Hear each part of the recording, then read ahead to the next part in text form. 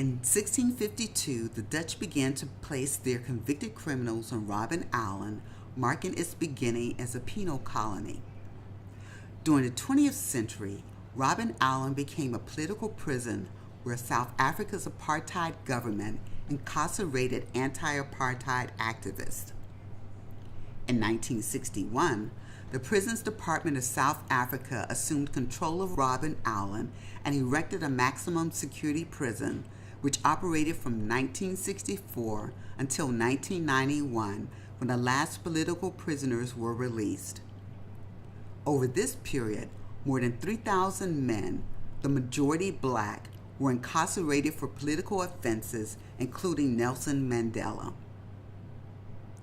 Robben Island guide Sipho Missimo was imprisoned for 5 years, charged for being a member of the African National Congress. First, he served in his hometown of Durban for a year, and the last 4 on Robben Island. Throughout the apartheid era, Robben Island gained notoriety for its harsh institutional practices. During these years, it resembled more of a labor camp than a traditional prison, involving tasks like breaking rocks and mining lime from the island's quarry. Initially, political and common law prisoners shared accommodations. However, in 1971, the island's administrators further isolated the political prisoners to undermine their morale. This is the cell where Nelson Mandela spent 18 of his 26 years imprisoned. During this span, his mother and his elder son died. Prison officials denied his request to attend their funerals. Daily, guards woke prisoners at 5:30 a.m. to clean their cells and roll up their mats and blankets. The cells did not have running water, and instead of toilets, they had iron sanitary buckets known as ballies.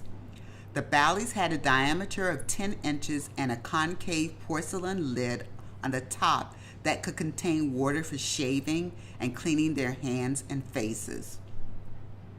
At 6:45, the prisoners emptied and cleaned their ballies in the sinks at the end of the hallway.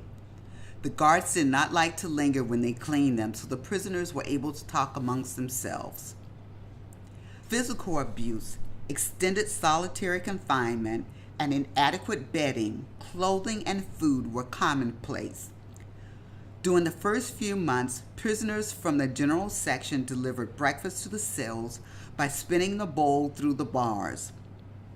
Breakfast consisted of mealy pap porridge, cereal made from maize or corn.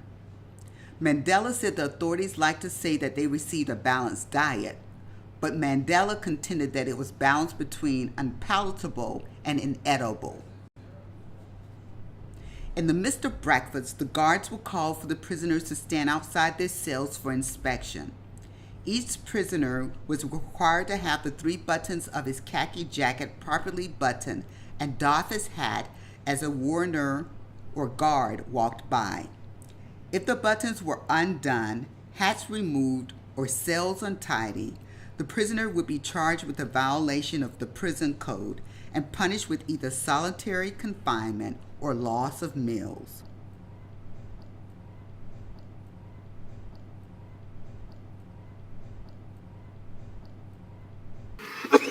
This is Nelson Mandela working in the courtyard. They broke up rocks that was later used to pave roads.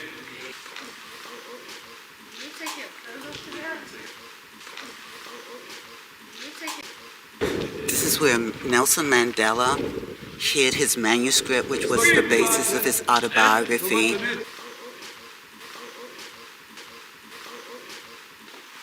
We're going to go see the other cells.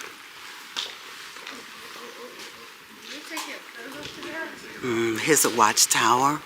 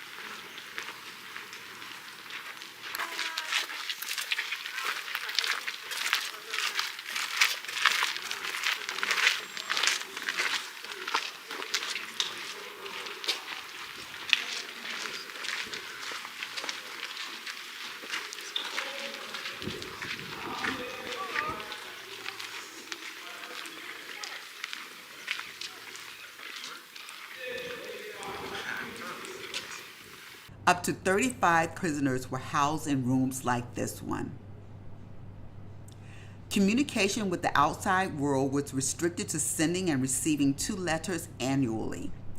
Family visits for prisoners were introduced but limited to once every 6 months, lasting 30 minutes. However, the kitchen staff was a key strategic site for internal underground communication between prisoners, as the kitchen team had access to all sections of the prison.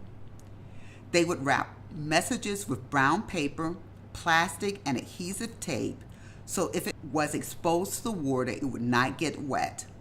Then they would place it inside a mug, upside down in the middle of the pot, and pack bread on top. Once staff had delivered the bread, the prisoners would secretly pass the message. Mandela and the other prisoners waded into this water to collect seaweed attached to rocks or coral. The seaweed was long, slimy, and brownish green, sometimes 6 to 8 feet long and weighing 30 pounds. The prisoners lined it up in rows on the beach.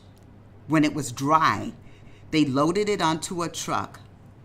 The authorities told them they shipped the seaweed to Japan for use as fertilizer. Despite the work being strenuous, Mandela and the prisoners enjoyed the scenic view of Table Mountain, the ocean, and the sea life. They also ate well, making a seafood stew from clams, mussels, and crayfish. Many years later, after extensive talks and negotiations with the South African government, Mandela was unconditionally released from prison on February 11, 1990. By May 1991, the remaining political prisoners, including those on Robben Island, were released. The island remained a minimum security prison for criminal offenders until 1996, when they were relocated to mainland facilities. Today, Robben Island is a UNESCO World Heritage Site and National Museum. I hope you enjoyed the tour. Please like and subscribe. Thank you.